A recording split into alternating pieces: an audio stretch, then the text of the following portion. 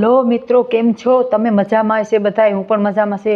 તો સરસ મજાનો ઉપાય આપણે જોશું. ભક્તો ચાલો, જે મહિલાઓ સાંજના સમયે તુલસીને નીચે દીવો પ્રગટાવે છે તે મારી વાત કાન ખોલીને સાંભળી લે, નહીંતર આ એક નાની ભૂલ તમારું આખું ઘર બરબાદ કરી શકે છે. ઘરમાં અકાળ મૃત્યુ પણ, ગરીબી પણ આવી શકે છે, કંગાલી પણ આવી શકે છે અને નકારતા શક્તિ પણ પ્રવેશ કરવા લાગે છે.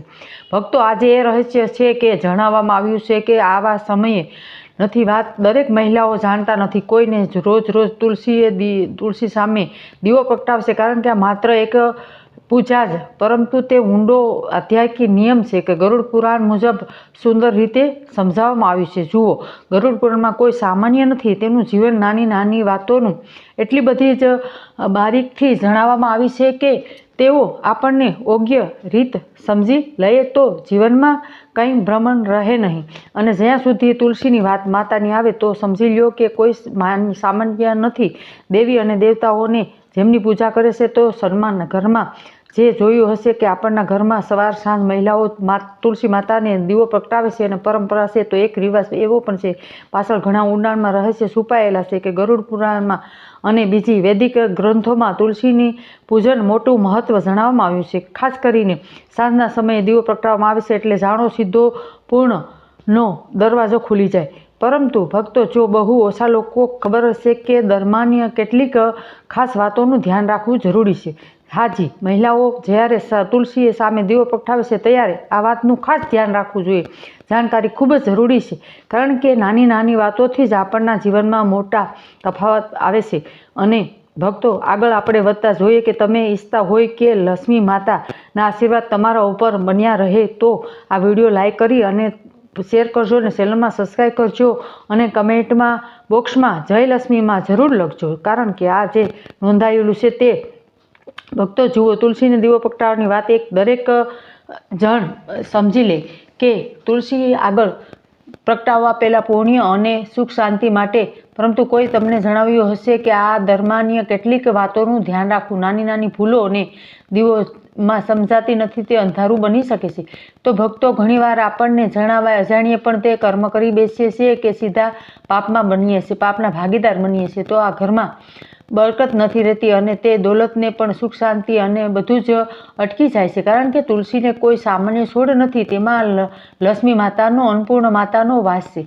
ત્યાંથી તમારે ઘરમાં સુખ શાંતિ અને પારંગર છે. તો ભક્તો, દરેક ઘરની તુલસી માતાને કંઈક ને કંઈક તો એક છોડ વાવ્યો જ હોય છે. તો તે જોવું જોશે કે તુલસી માતાની આગળ રાખે છે તો તે બાલ્કનીમાં કે કોઈ પણ રાખે છે. પરંતુ શાસ્ત્રોમાં તુલસી માતાનું સ્પષ્ટ જણાવવામાં આવ્યું છે કે ઘરની બહાર એક જ સાફ સુથરો ક્યારો હોય અને તે પ્રવેશ દરેક એમાં ઉજા હોય છે તો તે રાખવું જોઈએ. અને ભીતર આવી અને જ્યારે તુલસી સામે દીવો પ્રગટાવો છો તો દિશામાં જરૂર રાખજો કે પૂર્વ કે પશ્ચિમ દિશામાં રાખજો જોઈએ, કારણ કે દિશાઓની તુલસી માતાને શુભ માનવામાં આવી છે અને ઉજાઓ પ્રવેશ થાય છે, નકારતા ઉજા જાય છે અને જીવનમાં સુખ શાંતિ અને ઉન્નતિ આપે છે. અને જે ભક્તો સાંજના સમયે એવી જ રીતે ઘરની વચ્ચે જ્યાં ઝઘડા થાય છે એવો દીવો પ્રગટાવે તો કે પરિવારમાં તણાવ રહે છે. અને વાત એ છે કે આપણને શાસ્ત્રોમાં બધા જ ઉકેલ પહેલી જાણીએ છીએ, તેમને એક જ ઉપાય એ તુલસી માતાનું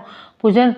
અને જુઓ કે કોઈ પણ સામાન્ય છોડ નથી. ઘણીવાર બધી ઉજાઓ સ્થિતિ આના નિર્ભર હોય છે. તો ઘરની તુલસી સુકાઈ જાય તો કરમાઈ જાય તો તે પણ તેનો દોષ લાગે છે, કંઈક કે ખોટું લાગી ચાલો આપણને માનીએ કે આવું કેમ થાય છે.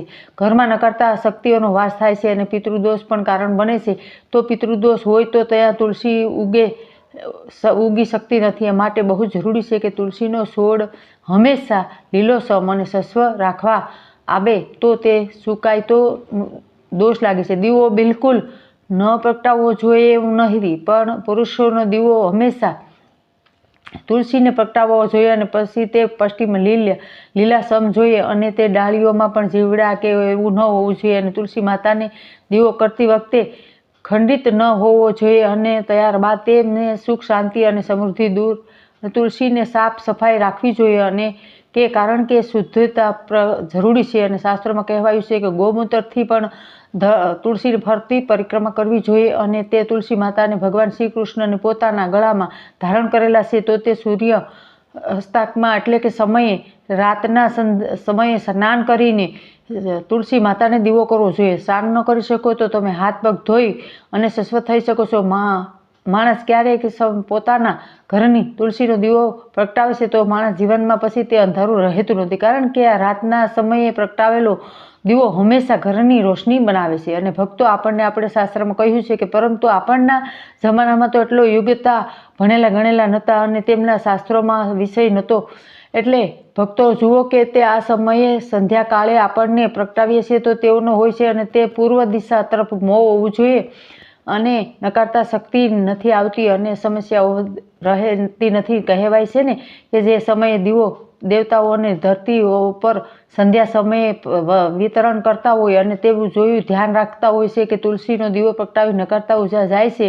તુલસી પાસે દીવો પ્રગટાવવાથી નકારતા ઉર્જા કેવી રીતે થાય છે તે તુલસીને દીવો કરી અને તે સમજીએ તો પુરાણમાં તે ઘણીવાર એવું હોવામાં આવ્યું છે કે નથી કે તેમને કારણ કે તુલસી માતા સ્વયં દીવાની રક્ષા કરે છે અને દીવાની રક્ષા કરી એટલે કુળની રક્ષા થાય છે અને આપણના કુળને રક્ષણ કરવા માટે ભગવાન કોઈ પણ આપણને વાકો થવા દેતા નથી. અને એટલે કે મહિલાઓને ખાસ ધ્યાન રાખવું જોઈએ અને તુલસી માતાને સાંજના દીવો પ્રગટાવવો જોઈએ.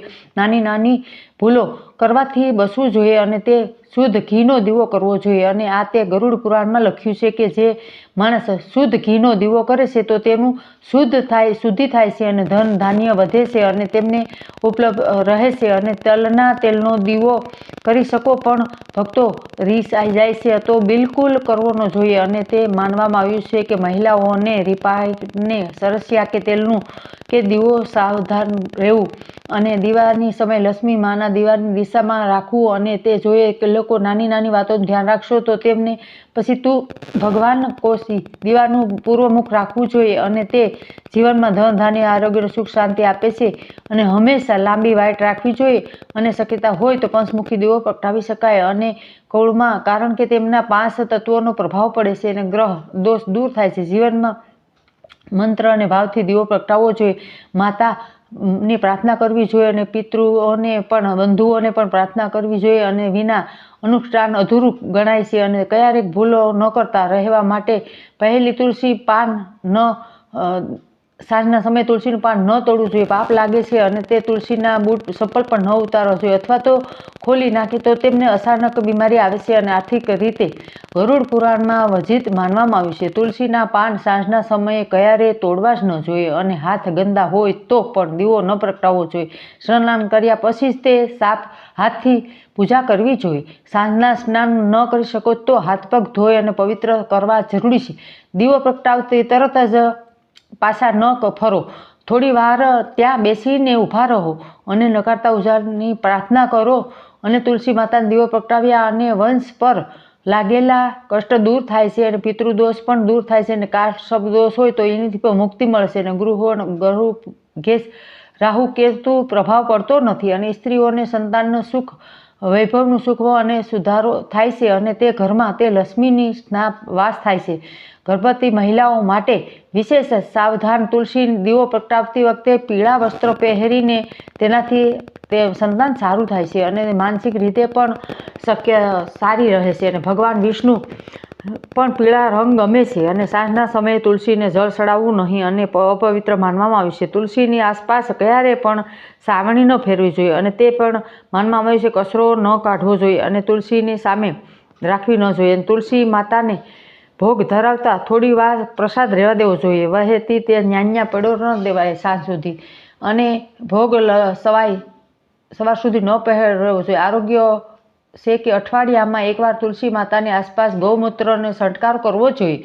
હવે જો બેઠીને દીકરીઓ જ્યારે તુરત જ નીચે દીવો પ્રગટાવે છે તો તેમને કાર્ય એક જ સાવધાન બની જવું જોઈએ કે સાવધાન એમાં અગ્નિ, વાયુ, પૃથ્વી, જળ અને આકાશ આ 5 તત્વોનું સંતુલન બને છે. તુલસી માતાને નારાયણની પત્ની કહેવામાં આવ્યું છે. તો જ્યારે પણ નારાયણની પત્ની સ્વયંદારા ઘરમાં આંગણામાં ઊભી રહે છે તો તે રોજ સાંજે અને તેમના શરણોમાં દીવો કરી અને પ્રણામ કરે છે અને શ્રી વિસારે લક્ષ્મી માતા એવી છે પ્રસન્ન થાય છે.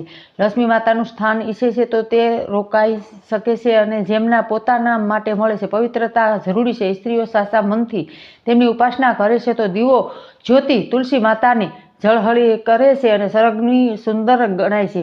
આ વાત સમજી બેઠી જ્યારે અનેક મહિલાઓને તુલસી નીચે દીવો પ્રગટાવ્યો ત્યારે તે માત્ર પૂજા કરતી નથી, પોતાના પૂરા પરિવારની સુરક્ષા કરે છે અને સમૃદ્ધિ કામના કરે છે. દરેક જ્યારે પણ પ્રાર્થના કરે છે તો તે પતિના લાંબા આયુષ્ય માટે, બાળકોના પ્રગતિ માટે અને ઘરની બરકત માટે તુલસી માતાની મહિલાઓ દીવો કરે છે. અને તે રોજ સૂર્યનારાયણ પછી જાગૃત થાય છે તો તે સવારે શ્રીમાંદ અને તે સાંજે બે, એટલે કે જ્યારે તે સાંજે દીવો કરે છે તો ત્યારે તુલસી માતાને તેમને જાગૃતિ સમજતા પ્રમાણ કરી શકાય છે. કોઈ પણ પૂછે છે કે માત્ર દીવો પ્રગટાવવાથી બધું જ ઠીક થઈ જાય છે તો તેનો ભાવ પવિત્ર હોય તો થઈ જ જાય છે. દીવો માધ્યમિક છે પણ આ શ્રદ્ધા અને દીવો ખૂબ જ લક્ષ્મી માતાને પ્રિય છે.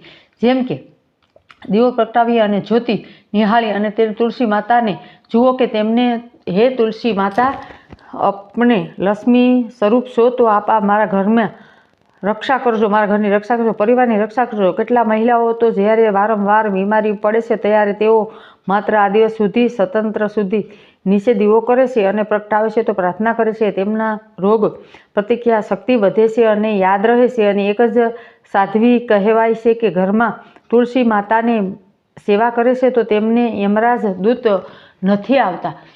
અને કથા દરેક જગ્યાએ તુલસી માતાની મહિલાઓને વખાણવામાં આવી છે અને કહેવાય છે કે લક્ષ્મી માતાની શ્રી કૃષ્ણએ તુલસીની ડળ અર્પણ કરવી જોઈએ અને તે પ્રભુએ ભાવ વિભોરિત થઈ અને કહ્યું હતું કે મારા માટે સોના, હીરા, ઝવેર અને કોઈ પણ અમૂલ્ય વસ્તુ અત્યારે વધારે પ્રિય નથી.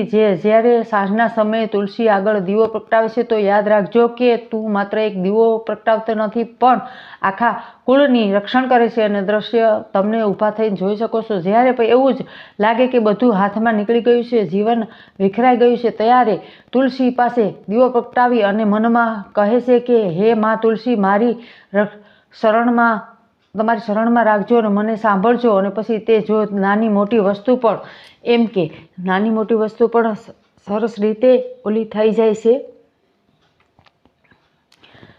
તો બોલો તુલસી માતાની જય.